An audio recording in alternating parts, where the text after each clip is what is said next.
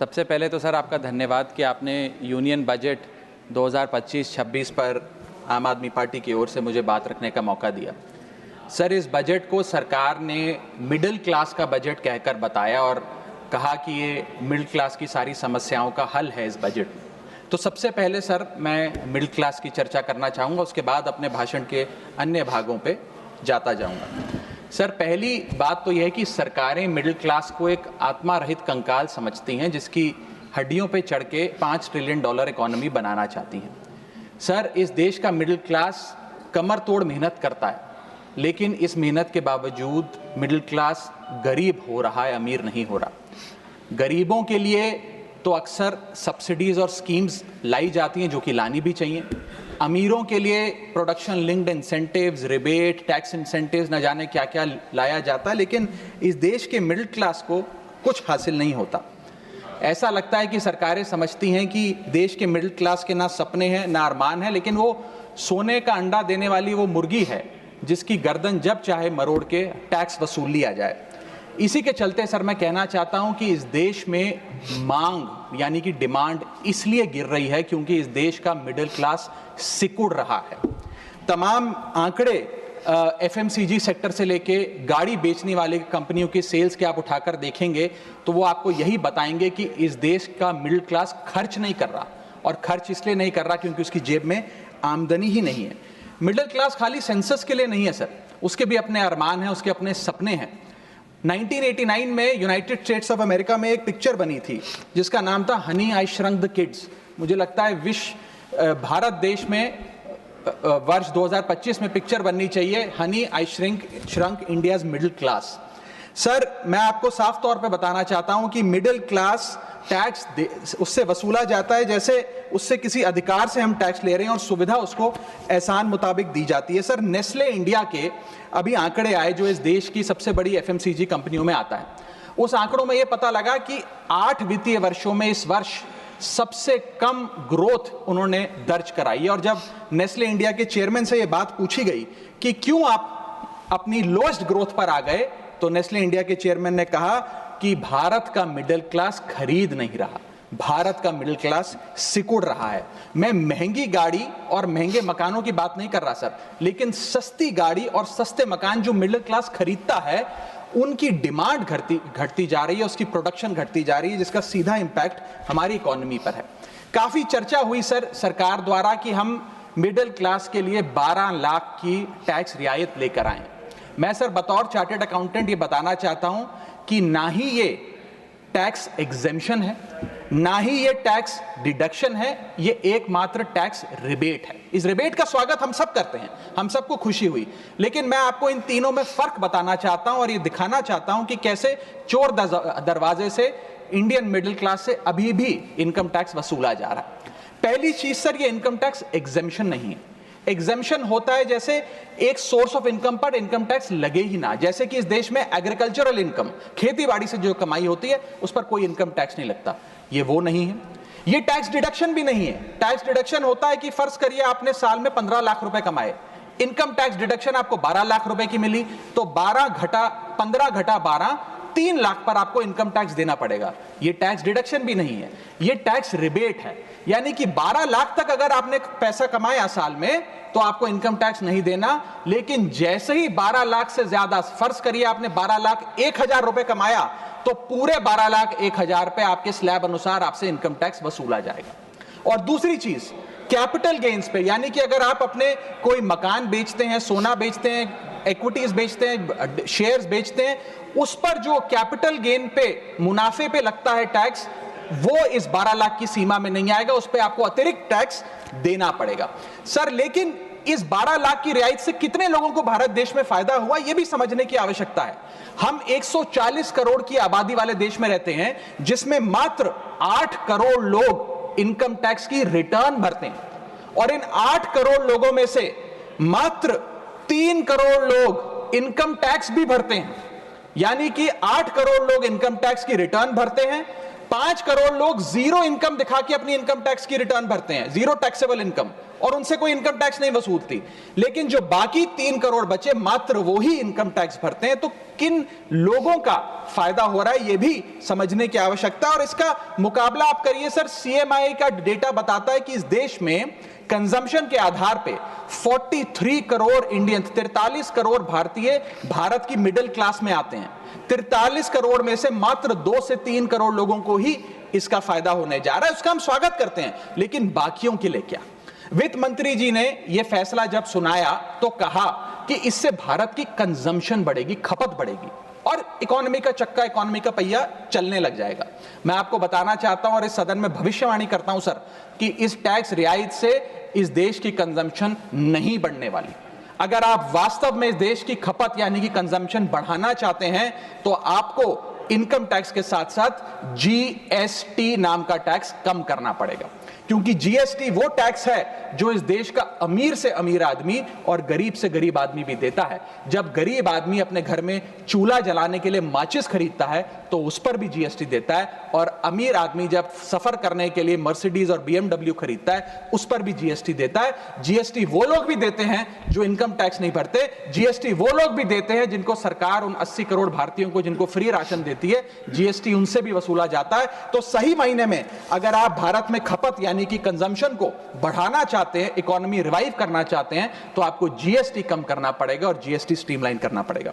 Sir, middle class इस देश का सबसे देशभक्त क्लास है जो सबसे ज्यादा टैक्स देता है। और सर, जब नौकरी से लौटता हुआ साधारण पैंट शर्ट पहने मिडिल क्लास का आदमी मेट्रो की लाइन में खड़ा होता है तो उसे यह चिंता नहीं होती कि घर जाकर कौन सी पिक्चर देखूंगा या कौन सा पकवान खाऊंगा।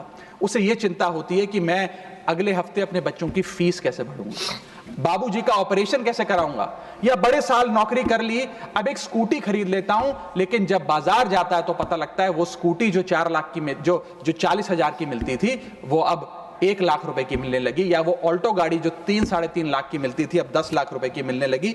ये सच्चाई है सर, और इसलिए है क्योंकि सर सैलरी बढ़ती नहीं, बचत होती नहीं, सिर्फ और सिर्फ महंगाई बढ़ती है। और सर, मैं ये भी आपको बताना चाहूंगा, रिपोर्ट्स बताती है, इकोनॉमिक सर्वे ऑफ इंडिया बताता है कि सैलरी औसतन मात्र 3% बढ़ी है पिछले वित्तीय वर्ष में, जबकि food inflation 10%, health care inflation 15% और कंज्यूमर प्राइस इन्फ्लेशन और न जाने कितनी इन्फ्लेशन तो इनसे कहीं ज्यादा ऊपर आंकड़ों पर आज मंडरा रही है। लेकिन उसके मुकाबले सैलरी मात्र 3% बढ़ी है। सर, देश का मिडिल क्लास एक बहुत बड़े डेट ट्रैप में भी फंसने जा रहा है। मैं ये भी भविष्यवाणी आज करना चाहूंगा, क्योंकि भारत का household debt to GDP ratio आज 40% पे खड़ा हो गया। सरल भाषा में बताऊं तो भारत के मिडिल क्लास परिवार आज रोजमर्रा के जीवन के लिए, अपने डेली एक्सपेंसेस के लिए लोन लेने पर मजबूर हो गए हैं, चाहे वो पर्सनल लोन हो, चाहे वो क्रेडिट कार्ड के जरिए हो, या चाहे वो अन्य प्रकार से फाइनेंशियल इंस्टीट्यूशन से ब्याज पर पैसा लेना हो। यानी कि जो सैलरी 1 तारीख को आती है वो पहले ही आपके रोजमर्रा के जीवन में जो आपने खर्चा करने के लिए ब्याज पर पैसा लिया हुआ है उसके भुगतान में लग जाती है, और इंडिया का मिडिल क्लास एक डेट ट्रैप में फंसता जा रहा है। ये लोन कोई मकान बनाने के लिए या दफ्तर खरीदने के लिए या एसेट क्रिएशन के लिए नहीं है, ये day to day expenses meet करने के लिए, जो भारत के मिडिल क्लास को एक डेट ट्रैप में खड़ा करता जा रहा है। सर, सैलरी तो 7 तारीख को आती है महीने की, लेकिन 1 तारीख को मकान मालिक आ जाता है दरवाजे पे दरवाजा खटखटाने की किराया दो। और सारी उम्र काम करने के बाद एक मिडिल क्लास का आदमी सोचता है कि अंत में रिटायरमेंट के समय एक छोटा सा अपना मकान, जमीन खरीद के मकान बनाऊंगा। जमीन खरीद के मकान बनाना तो छोड़िए सर, आज रियल एस्टेट के प्राइसेस आपकी अर्निंग्स, मिडिल क्लास की अर्निंग्स के मुकाबले इतने ज्यादा हैं कि रिटायरमेंट 2-3 जन्म काम करने के बाद, रिटायरमेंट लेने के बाद भी शायद वो 2 BHK अपार्टमेंट भी नहीं खरीद पाएगा। इसीलिए मिडिल क्लास आज सरकार को वो गाना सुनाना चाहता है कि सारी उम्र हम मर मर के जी लिए, एक पल तो अब हमें जीने दो। सच्चाई यह है सर कि मिडिल क्लास के घरों में जब कभी शादी का कार्ड आता है तो चिंता हो जाती है कि सगन में कितना पैसा देना पड़ेगा, और साथ ही साथ नया सूट सिलवाना पड़ेगा, ट्रेन का खर्चा हो जाएगा, एटसेट्रा। सर, मिडिल क्लास के साथ साथ मैं दूसरा बड़ा मुद्दा जो आज इस वक्तव्य में आपके सामने पेश करना चाहूंगा सर, वो है रेलवे का। सर, रेलवे का एक अतिरिक्त बजट आया करता था जिसकी प्रथा बंद हो गई। आप इस भारतीय रेल की महत्व इसी चीज से समझ सकते हैं कि उसके लिए एक अतिरिक्त बजट सदन में पेश किया जाता था। क्योंकि अब रेल बजट पेश नहीं होता तो उस पर व्यापक चर्चा भी नहीं होती। लेकिन इस वक्तव्य के माध्यम से मैं रेल बजट से संबंधी कुछ चीजें आपके सामने अवश्य रखना चाहूंगा। इस यूनियन बजट 2025-26 में माननीय वित्त मंत्री जी ने 2,55,000 करोड़ की फाइनेंशियल एलोकेशन रेलवेज की कैपेक्स के लिए मांगी है। ये 2009 से 2014 के बीच में लगभग 50,000 करोड़ होती थी, जो आज इतने गुना 5 गुना बढ़ के 2.5 लाख करोड़ से ऊपर हो गई है। तो इस पे व्यापक चर्चा अवश्य होनी चाहिए। सर, भारतीय रेल जो भारत की लाइफलाइन कहलाई जाती थी, आज उसकी स्थिति ऐसी है कि अगर मजबूरी ना हो तो शायद कोई यात्री रेल की ओर देखना भी ना चाहे। रेल जनता का रेल जरूर बना रही है और इसका कारण यह है कि भारतीय रेल को अपनी पीआर, सोशल मीडिया कैंपेन्स और रील्स ज्यादा पसंद है, ना कि रेल की सुविधाओं को कैसे बेहतर करना है वो पसंद है। सर, भारतीय रेल एक समय इस देश के 140 करोड़ आबादी का गौरव और उम्मीद हुआ करती थी, गरीबों का सहारा हुआ करती थी। लेकिन आज मैं बताना चाहता हूं कि भारतीय रेल की वो स्थिति है जो शायद ही पूरे सब कॉन्टिनेंट के तमाम रेलवे से अगर आप कंपेयर करें तो बद से बदतर होती जा रही है। सर, जितनी आबादी ऑस्ट्रेलिया की है, स्विट्जरलैंड की है, डेनमार्क की है, स्वीडन की और अन्य देशों की है, उससे ज्यादा लोग भारतीय रेल में रोज सफर करते हैं। सर, इतना महत्व है भारत की रेलवे का। लेकिन कई बड़ी चिंताएं आज भारत के एक आम रेल यात्री को सता रही हैं, जो मैं चाहूंगा इस बजटरी एलोकेशन के माध्यम से वित्त मंत्री जी और रेल मंत्री जी इसे एड्रेस करें। पहला है सर, घटती रफ्तार और बढ़ता किराया। सर, जहां दुनिया की ट्रैवल की रफ्तार बढ़ रही है, वहीं भारतीय रेल जो हमारी लाइफलाइन है उसकी रफ्तार घट रही है। पहले तो सर शताब्दी और राजधानी की स्पीड कम कर दी गई ताकि वंदे भारत की स्पीड बढ़ा दी जाए और उसको फास्टेस्ट ट्रेन घोषित किया जाए। लेकिन अब जून 2024 की रिपोर्ट बताती है कि वंदे भारत की भी स्पीड को कम कर दिया गया है। बताया जा रहा है कि हमारे रेल ट्रैक्स उतने पर्याप्त नहीं है कि इतनी तेज रफ्तार पे वंदे भारत भाग सके। सर, आज हम विश्व गुरु बनने तो अवश्य चले हैं, लेकिन यह बात जाननी भी जरूरी है कि चीन और जापान की सबसे स्लोएस्ट रफ्तार पे चलने वाली ट्रेन भारत की सबसे फास्टेस्ट रफ्तार पे चलने वाली ट्रेन से कहीं ज्यादा तेज दौड़ती है। सर, और अगर रेल धीमी होगी तो देश की इकोनॉमी, देश की अर्थव्यवस्था का चक्का धीमा चलेगा। और किराए की तो सर क्या ही बात करें, जिस वंदे भारत का प्रचार रेल मंत्री जी करते थकते नहीं हैं, आज उस वंदे भारत का किराया इतना है कि गरीब आदमी छोड़िए, आम आदमी भी उसे अफोर्ड नहीं कर पा रहा। सर, वित्तीय वर्ष 2013-14 में एवरेज फेयर पर पैसेंजर पर किलोमीटर 32 पैसे हुआ करता था। 2021-22 वित्तीय वर्ष में ये 107% बढ़ के 66 पैसा हो गया है। सर, इतने रेल के किराए में इजाफा देखा गया है। हवाई चप्पल वालों को हवाई यात्रा कराने का वादा था सर, लेकिन हवाई चप्पल पहनने वालों को इतना निचोड़ दिया कि शायद अब वो रेल यात्रा के भी लायक नहीं रहे। सर, दूसरी समस्या है, बुरी हालात है थर्ड एसी और सेकंड एसी के। थर्ड एसी, सेकंड एसी को सर एक समय पर जनरल बोगी, एक समय पर लग्जरी माना जाता था, लेकिन आज वो जनरल बोगी से भी बुरी स्थिति में है। अगर टिकट मिल भी जाए sir third AC, second AC की, तो सीट मिलने की कोई गारंटी नहीं है, क्योंकि जैसे ही आप बैठेंगे थोड़ी देर में कोई शख्स आकर कहेगा, भाई साहब थोड़ा एडजस्ट करिए, थोड़ा सी रखिए, हमें भी बैठने दीजिए। ये वास्तविकता है। और आप सोशल मीडिया और तमाम तरीके के पोर्टल्स पर आप देखेंगे तो क्या आरामदायक सरकार, क्या आरामदायक यात्रा, आरामदायक सफर भारत सरकार आम रेल यात्री को दे रही है, वो देखकर आप समझ जाएंगे। जैसे कहते हैं ना सर, हिंदी का सफर अंग्रेजी का सफर बन गया है भारतीय रेल के एक यात्री के लिए। कई रूट्स पर आलू की बोरियों की भांति लोगों को ठूसा जा रहा है, और अगर शौचालय में भी, ट्रेन के टॉयलेट में भी सीट मिल जाए तो आदमी अपने आप को सौभाग्यशाली समझता है। सर, जहां भेड़ बकरियों की तरह भोले भाले लोगों को ट्रेन में ठूसा जा रहा है, पूरी टिकट लेकर सुविधा के नाम पे सिर्फ धक्का दिया जा रहा है, और सर हमारे देश के भोले भाले आम आदमी इसको अपनी किस्मत समझकर स्वीकार कर लेते हैं। सर, मैं तीसरी बड़ी रेल समस्या जो कि है मिसमैनेजमेंट, अव्यवस्था, उस पर आपका ध्यान आकर्षित करना चाहूंगा। सर, पहले तो रेल की टिकट मिलती नहीं, अगर मिल भी जाए, आपने अगर 2, ढाई, 3 महीने पहले टिकट बुक कराई हो, टिकट कंफर्म हो जाए तो सीट मिलने की कोई गारंटी नहीं। और सर आप अपना अनुभव देखिए, जब आप सबसे पहले प्लेटफॉर्म पर पहुंचते हैं अपनी ट्रेन में चढ़ने के लिए, तो आपको चारों तरफ सिर्फ गंदगी ही गंदगी नजर आती है। अगर बुजुर्गों के साथ या घर परिवार की महिलाओं के साथ आप ट्रैवल कर रहे हैं तो एक क्लीन वॉशरूम तक आपको मुहैया नहीं कराया जाता। और हालात यह है कि लोग मजबूर हैं प्लेटफॉर्म पर अखबार बिछाकर सोने के लिए, और वेटिंग एरिया के नाम पर तो सर सिर्फ एक नेम प्लेट, एक बोर्ड लगा नजर आता है और कुछ नहीं नजर आता। तो सर ट्रेन पे चढ़ने से लेकर ट्रेन पे उतरने तक की एक बड़ी लंबी फहरिस्त है अव्यवस्था की।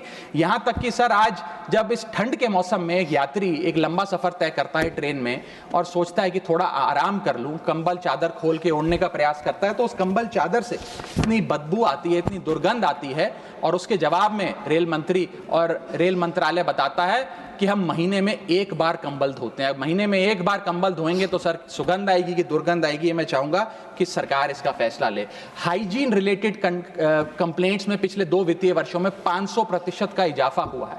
ये दिखाता है कि हाइजीन स्टैंडर्ड्स को कितना कॉम्प्रोमाइज करती जा रही है हमारे देश की रेल। और सर अगर प्लेटफॉर्म पे भूख लग जाए तो आपको पानी वाली चाय, गंदे तेल में तले समोसे और छोले भटूरे अवश्य मिल जाएंगे। और इसी के साथ साथ अगर आपने IRCTC का खाना बुक किया हो और रेल विभाग आपको खाना दे, तो जब वेज थाली आप मंगाएंगे तो उसमें आपको कॉम्प्लीमेंट्री मच्छर, कॉकरोच और कीड़े मकोड़े भी नसीब हो सकते हैं। जब आप वेज थाली ऑर्डर करेंगे और ये आपको नसीब नहीं होंगे तो सूखी रोटी, कच्चे चावल और पानी जैसी दाल तो अवश्य मिलेगी। सर महाकुंभ को लेकर कई आयोजन बड़े बड़े किए गए और कहा गया कि भारतीय रेल बड़ी सक्रिय होकर महाकुंभ का आयोजन कर रही है। मैं बताना चाहूंगा कि प्रयागराज का रेलवे स्टेशन और आसपास के कई रेलवे स्टेशन को बंद करना पड़ा क्योंकि सरकार क्राउड मैनेजमेंट नहीं कर पाई। और कहां पर ये स्पेशल ट्रेन चल रही हैं महाकुंभ के लिए, मैं पूछना चाहूंगा कोई व्यक्ति है जिसके पास एक स्पेशल ट्रेन की कंफर्म टिकट है सर? और सर मैं चौथी बड़ी चीज जिस पर आपका ध्यान आकर्षित करना चाहूंगा वो है आम आदमी से लूट। सर पहले तो IRCTC की वेबसाइट का इंटरफेस कुछ इस प्रकार है कि आप टिकट बुक नहीं कर पाएंगे। जब बुक करने के लिए थर्ड पार्टी ऐप्स पे जाएंगे तो वो आपसे मोटा कमीशन लेंगी। अब खुदा ना खास्ता आपकी यात्रा कैंसिल हो जाए तो मोटा कैंसिलेशन चार्ज भी आपसे वसूला जाएगा। और प्लेटफॉर्म टिकट की तो क्या बात करें सर, आपके सगे संबंधी अगर आपको प्लेटफॉर्म पर छोड़ने आए तो कितना प्लेटफॉर्म पे खर्चा होता है, कितनी प्लेटफॉर्म टिकट किस रेट पर वसूली जाती है वो आपको पता है सर। और हालात ऐसे हैं कि वहां पर बिस्लरी का पानी आप प्लेटफॉर्म पर खरीदिए तो बिलसेरी का नकली पानी आपको दिया जाता है। ऐसे ऐसे ब्रांड्स के चिप्स, चॉकलेट्स, बिस्किट्स और पानी दिया जाता है जिन ब्रांड्स का आपने कभी नाम नहीं सुना। सर 5वीं समस्या है ज्यादा से ज्यादा नॉर्मल ट्रेन चलाने की आवश्यकता। सर बुलेट ट्रेन और वंदे भारत से ज्यादा किफायती यात्रा नॉर्मल ट्रेन में हो जाए तो देश का आम आदमी खुश हो जाएगा। आज इस भीषण महंगाई और भयंकर बेरोजगारी का आलम कुछ इस प्रकार है कि लोगों के पास समय ही समय है लेकिन पैसा नहीं है। भले ही आप आधा 1 घंटा रफ्तार धीमी कर दें लेकिन 2000 रुपए में मिलने वाली टिकट को ट्रेन की 500-600 रुपए कर दें तो आम आदमी का बहुत भला हो जाएगा। सर इसी के साथ साथ मैं बुजुर्गों की बंद हुई सब्सिडी पर भी आपका ध्यान आकर्षित करना चाहूंगा। 2020 में सरकार ने बुजुर्गों को मिलने वाली रेल टिकट पर जो सब्सिडी थी वो बंद कर दी, जिसके चलते सरकार ने काफी ढोल बजाकर कहा कि वित्तीय वर्ष 22-23 में उन्होंने 2242 करोड़ पैसे 150 मिलियन सीनियर सिटीजन से वसूल किए हैं, यानी कि 2200 करोड़ की रेलवे की इनकम में इजाफा हुआ। अब बताइए सर, क्या हम अपने बड़े बुजुर्गों की हड्डियां निचोड़कर भी पैसा वसूलेंगे? पूरी जिंदगी भर काम करने के बाद एक सीनियर सिटीजन सोचता है कि रिटायरमेंट के बाद तीर्थ करने जाऊंगा, धार्मिक स्थानों पे जाऊंगा, लेकिन आज हम ये सब्सिडी बंद करके उन पर महंगाई का एक बड़ा बर्डन डाल रहे हैं। मैं वित्त मंत्री जी को और रेल मंत्री जी को कहना चाहूंगा कि अगर ये बड़े बुजुर्ग तीर्थ यात्रा पे जाएंगे तो शायद आप ही के लिए दुआएं मांगेंगे। सर इसी के साथ साथ मैं रेल और जनता की सुरक्षा, ये मेरा आखिरी पॉइंट है सर, इसके टुवर्ड्स भी आपका ध्यान आकर्षित करना चाहूंगा। सर पहले सुरक्षित यात्रा की गारंटी हुआ करती थी, आज कोई गारंटी नहीं है। रेल मंत्री कहते हैं हमने कवच सिस्टम नाम का एक नया सिस्टम लागू किया है जिससे अब रेल दुर्घटनाएं बंद हो जाएंगी। सर क्या 1 महीना भी ऐसा बीता कवच सिस्टम लागू होने के बाद जब रेल दुर्घटना का कोई समाचार हमारे पास नहीं आया?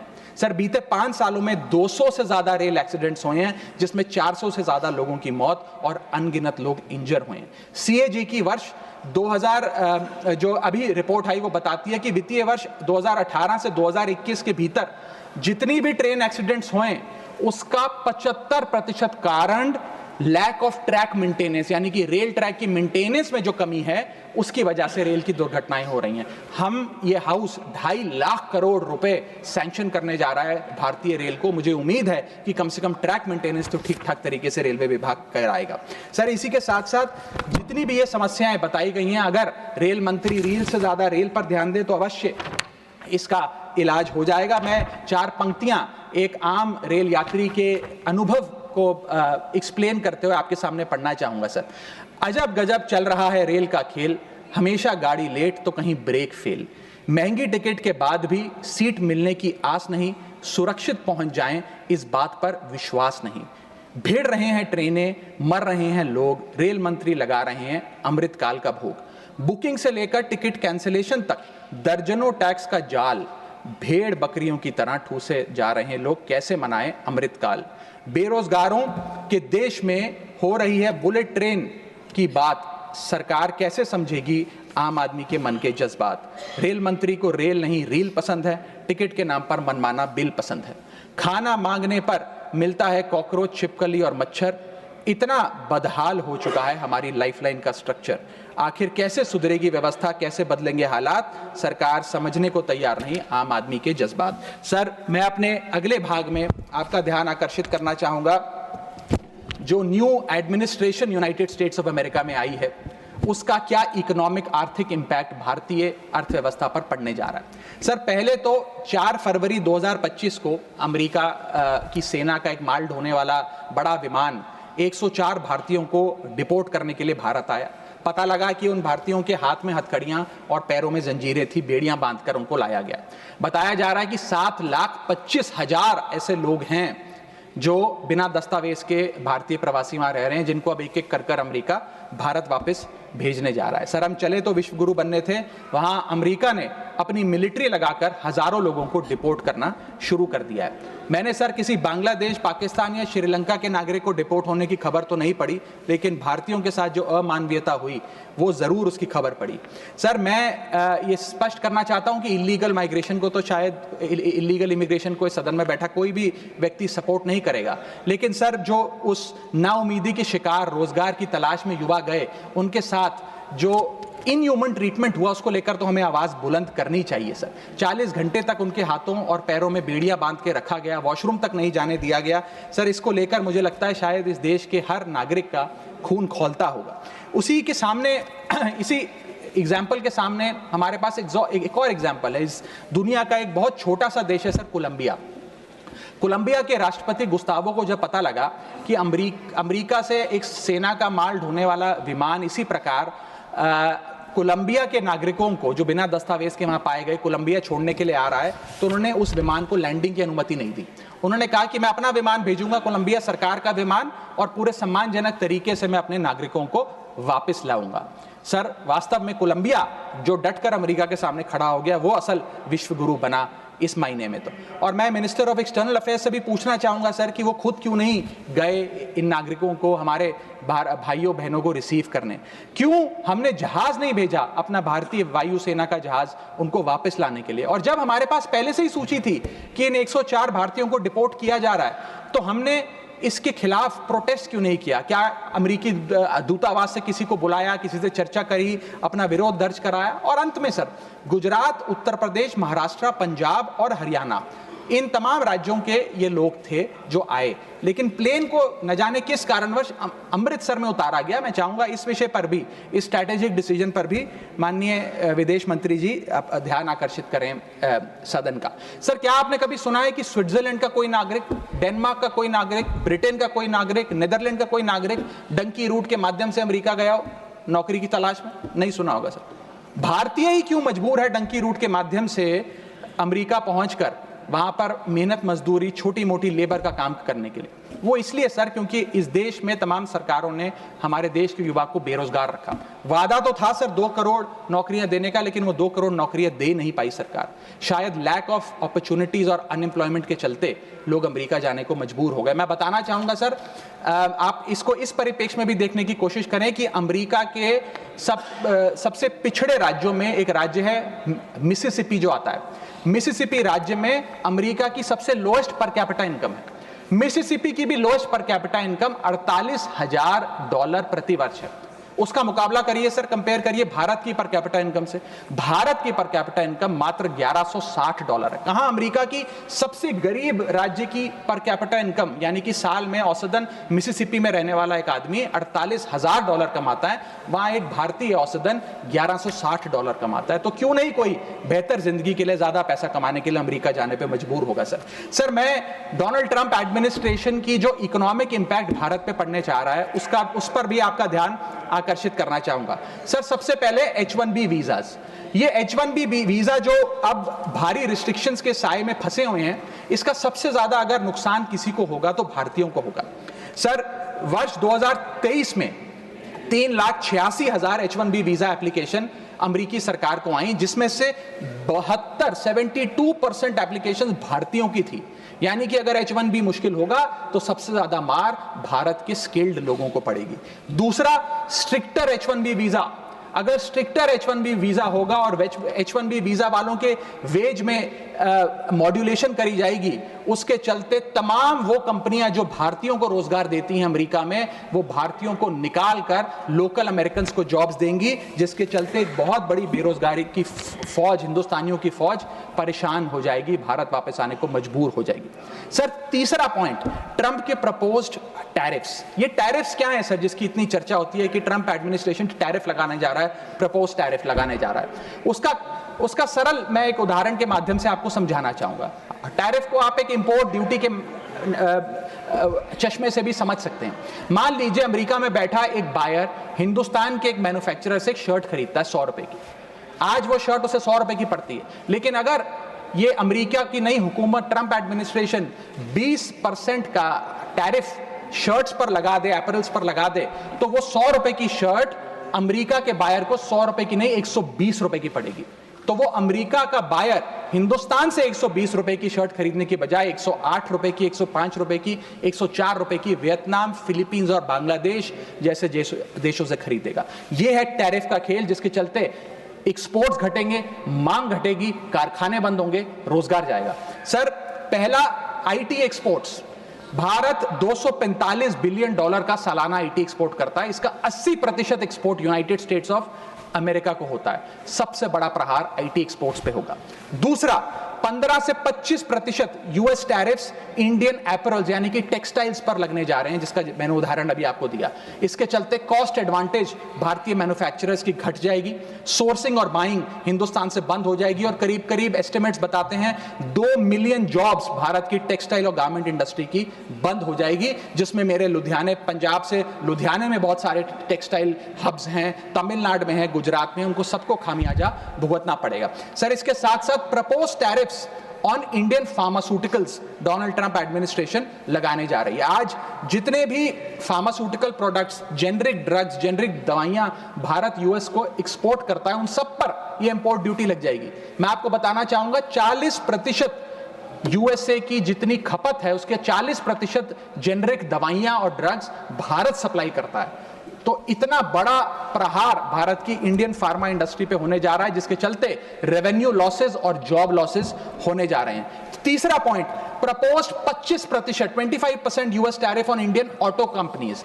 ऑटोमोबाइल, ऑटो पार्ट्स बनाने वाली कंपनियों पर 25% की ड्यूटी लगाने जा रही है ट्रंप एडमिनिस्ट्रेशन, जिसके चलते $14 बिलियन का ट्रेड इंपैक्ट होने जा रहा है। और इसके चलते भारत में मैन्युफैक्चर हो रही ऑटोमोबाइल्स की डिमांड घटेगी, एक्सपोर्ट घटेगा, कारखाने बंद हो गए और 10 लाख से ज्यादा लोगों की नौकरियां जा सकती हैं। सर चौथा और महत्वपूर्ण पॉइंट, एक बहुत बड़ी बेरोजगारों की फौज भारत की ऑलरेडी बेरोजगार फौज में जुड़ जाएगी। पूछिए कैसे सर? सर 7,25,000 वो लोग जो बिना दस्तावेज के रह रहे हैं, जिन्हें अमेरिका कह रहा है हम भारत भेज देंगे। 1 मिलियन वो लोग जिनका ग्रीन कार्ड अभी पेंडिंग है, उनका ग्रीन कार्ड कैंसिल हो जाएगा। लाखों H1B वीजा एप्लीकेंट जिनका H1B वीजा मिलना अब नामुमकिन सा हो गया है। और उसके अतिरिक्त भारत में जो टेक्सटाइल्स, फार्मा, आईटी और ऑटोमोबाइल इंडस्ट्री है उसमें जॉब ले ऑफ्स होंगे, यानी कि इन लाखों लोगों की एक जो अनएम्प्लॉयड लोगों की फौज भारत आकर भारत की ऑलरेडी अनएम्प्लॉयड लोगों की फौज में जुड़ जाएगी, उसको कैसे हम इस इकोनॉमिक साइकिल में रीइंटीग्रेट करेंगे, कैसे इस अनएम्प्लॉयमेंट और अंडर एम्प्लॉयमेंट का सामना करेंगे। सर मेरा आखिरी पॉइंट इस ट्रंप एडमिनिस्ट्रेशन का जो इकोनॉमिक इंपैक्ट भारत पर पड़ेगा उसके संदर्भ में है, वो ये है सर कि भारत की फॉरेन इनवर्ड रेमिटेंसेस घट जाएंगी, भारत का फॉरेक्स रिजर्व्स घटेगा।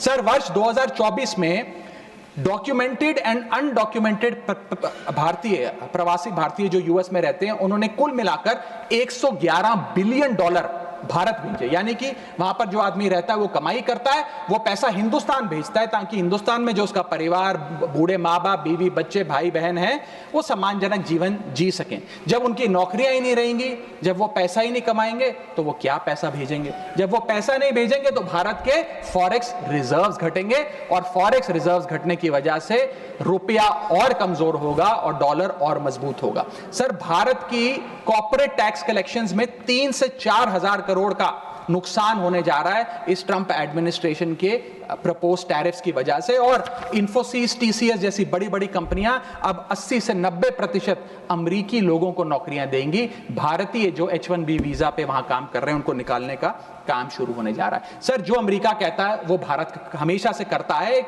वफादार दोस्त की तरह। अमेरिका कहता है ईरान से कम तेल खरीदो, हम कम तेल खरीदते हैं। अमेरिका कहता है मुझसे वेपन्स खरीदो, हम डिफेंस हेलीकॉप्टर्स उनसे खरीदते हैं। अमेरिका कहता है फलाना फलाने देश पे मैंने सैंक्शन लगा दिया, इस पे रिस्ट्रिक्शंस लगा दी, इससे आप अपना व्यापार बंद कर दो, हम व्यापार बंद कर देते हैं। अमेरिका कहता है रशिया से डिफेंस एयर सिस्टम ना खरीदो, हम उसे निलंबित कर देते हैं। लेकिन उसकी इन सारी चीजों को मानने और एक वफादार दोस्त होने के नाते हमने ये चीजें मानी भी, उसके बदले भारत को मिलता क्या है सर? और सर सबसे जरूरी बात, भारत में एक बहुत बड़े वर्ग ने और खास तौर पे भारतीय जनता पार्टी के समर्थकों ने सोशल मीडिया पर कैंपेन चलाया ट्रंप को जिताने के लिए कि ट्रंप चुनाव जीत जाए। न जाने कितने ट्वीट, फेसबुक, इंस्टाग्राम, यूट्यूब पे वीडियो बना बना कर डाले कि ट्रंप जीत जाए। यहां तक कि कुछ लोगों ने तो हवन और अनुष्ठान भी किए कि डोनाल्ड ट्रंप अमेरिका के राष्ट्रपति फिर से बन जाए। लेकिन उसके बदले हमें हासिल क्या हुआ? पहला झटका जो ट्रंप एडमिनिस्ट्रेशन ने दिया सर, वो भारत को दिया। सर इन 104 भारतीय जो वापस आए हैं, जिनकी हाथों में जंजीरें और पैरों में बेड़ियां थी, उनके लिए भी सर 4 पंक्तियां लाया हूं, गौर फरमाइएगा। सपना था कि अमेरिका जाकर कुछ कमाएंगे, ये नहीं पता था कि ऐसे बांध कर वापस लाए जाएंगे। हाथों में हथकड़ी, पैरों में बंधी रही बेड़ियां, दर्द से टूटती और चटकती रही एड़ियां, कस के बांधा जंजीरों से जैसे कोई सामान, टपकते आंसू सुनाते हैं क्रूरता की दास्तां। सपने में भी नहीं सोचा था कि ऐसा मंजर, मगर अपनों ने ही खोप दिया पीठ में खंजर। क्या बीती होगी उन पर ये वो ही जानेंगे, उनके जख्मों को विदेश मंत्री नहीं पहचानेंगे। हर चेहरे पर लिखी है क्रूरता की कहानी, हर चेहरे पर लिखी है क्रूरता की कहानी, गुनाह सिर्फ इतना कि वो है हिंदुस्तानी। सर अंत में मैं बस समाप्त कर रहा हूं सर, मैं आपका ध्यान आकर्षित करना चाहूंगा डीवैल्यूएशन ऑफ द इंडियन रुपी पर, कि गिरता हुआ रुपया। सर रुपये आज ऑल टाइम लो पर है। जब मई 2014 में ये सरकार बनी थी तब $1 58 के आसपास मंडराता था। आज $1 87 रुपीज के आसपास मंडरा रहा है, which is an all time low. Sir रुपया कोई कागज की एक टुकड़ा, कोई पीस ऑफ पेपर नहीं है, रुपया कोई करेंसी भी नहीं है, रुपया हमारी देश की प्रतिष्ठा है। करेंसी गिरती है तो देश की प्रतिष्ठा गिरती है। तमाम देश एक दूसरे देश को कितना सम्मान देना है ये इस बात से भी तय करते हैं कि उसकी करेंसी की कितनी वैल्यू है। और अगर हमारी इंटरनेशनल पहचान कमजोर होती है तो हमारी अर्थव्यवस्था भी कमजोर होगी। सर इसके साथ साथ जैसे जैसे रुपया गिरता है हमारे देश में इन्फ्लेशन वैसे वैसे बढ़ती है, इसलिए क्योंकि हम बहुत सारी वस्तुएं इंपोर्ट करते हैं, तो इंपोर्टेड इन्फ्लेशन भी हमारे देश के टोटल इन्फ्लेशन का एक बहुत बड़ा हिस्सा है। मैं आपको उदाहरण के तौर पे बताना चाहूंगा सर कि मान लीजिए एक शर्ट हम अमेरिका से खरीदते थे 74 रुपए की पिछले साल, क्योंकि $1 74 रुपए का था।